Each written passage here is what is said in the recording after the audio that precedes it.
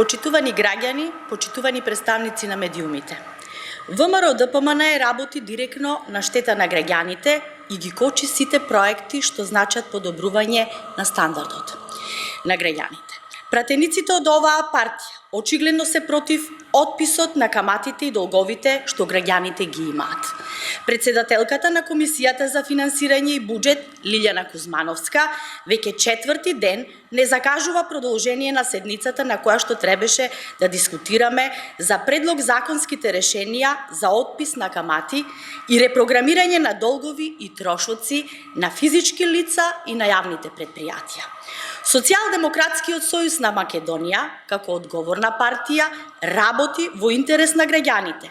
Предлага отпис на камати и репрограмирање на долгови и трошоци на физички лица.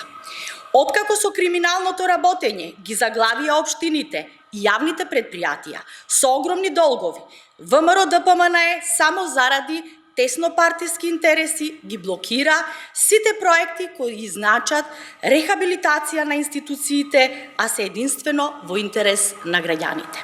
Станува збор за долгови направени во периодот до 31 декември 2017 година, кога кадри на ВМРО ДПМН раководеа со овие институции.